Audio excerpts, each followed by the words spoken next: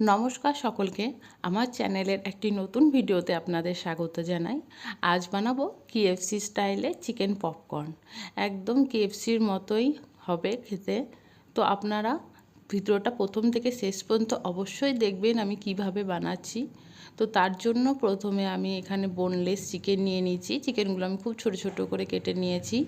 তারপর এর মধ্যে দিয়ে দিলাম আদা, রসুন, পেঁয়াজ আর কাঁচা লঙ্কার পেস্ট।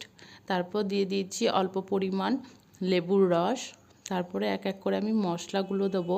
হলুদ গুঁড়ো, চিকেন মশলা, লঙ্কা গুঁড়ো, লবণ। এবার সব কিছু ভালোভাবে দিয়ে আমি মিশিয়ে কিছুক্ষণ ঢাকা দিয়ে রেখে দেব।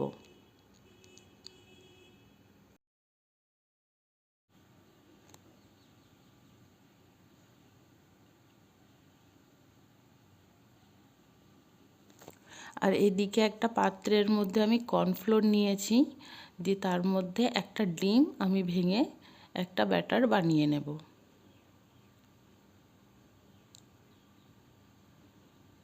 একটা ডিমের জন্য আপনারা 4 থেকে 5 চামচ বড় যে চামচগুলো সেই চামচের কর্নফ্লোর ব্যবহার করতে পারেন, তাহলে এরকম থিকনেস একটা চলে আসবে। আর এখানে আমি নিয়েছি কর্নফ্লোর, এমনি ময়দা আর কর্নফ্লেক্স। কর্নফ্লোর যতটা নিয়েছি তার হাফ নিয়েছি ময়দা, আর কর্নফ্লেক্স আমি একটু আন্দাজ মতো নিয়েছি। এবার এর মধ্যে দিয়ে দেব গোলমরিচ গুঁড়ো আর অল্প লবণ।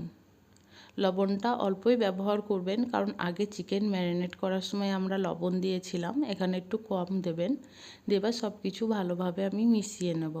আর কর্নফ্লেক্সটা হাতে করে একটু গুঁড়ো করে নেব, যেটু ভাঙা ভাঙা হয় যেন, সেরকমভাবে দিয়ে সব কিছু এরকমভাবে হাতে করে মিশিয়ে নেব।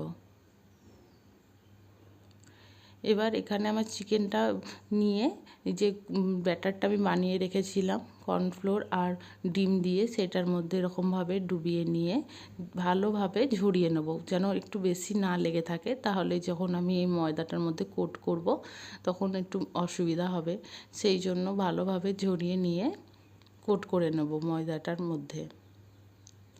এই যে এরকমভাবে একদম যেন শুকনো শুকনো ভাবটা চলে আসে। ভালো করে এরকমভাবে হাতে করে করে নেবেন, দেখবেন খুব সহজে হয়ে যাবে। খুব ইজি রেসিপি, আপনারা খুব সহজেই বাড়িতে বানাতে পারবেন। এরকমভাবে আমি সবগুলো বানিয়ে নেব।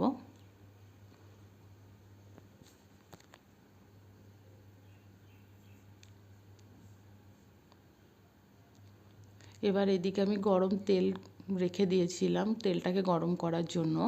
এবার এক এক করে এই যে চিকেন পপকর্নগুলো আমি রেখে দিয়েছিলাম বানিয়ে, সেগুলো ভেজে নেব। এই সময় তেলের ফ্লেমটা একদম মিডিয়াম রাখতে হবে।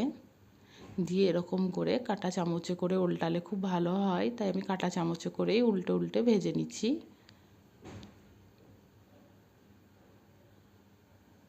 এই যে হালকা গোল্ডেন ব্রাউন কালার চলে এসেছে দেখুন, এরকমভাবেই একদম মিডিয়াম ফ্লেমে ভাজবেন, তাহলে একদম ভিতর পর্যন্ত ভালোভাবে ভাজা হবে।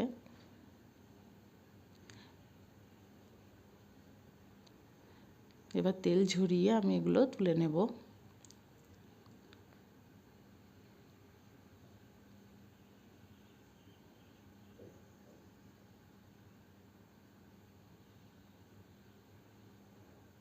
এই যে এখানে আমার চিকেন পপকর্ন রেডি হয়ে গেছে। আর পরিবেশন করার জন্য আমি এখানে মায়োনিজ আর টমেটো সস নিয়েছি। আপনারা অবশ্যই বাড়িতে একবার এই রেসিপিটা ট্রাই করে দেখবেন।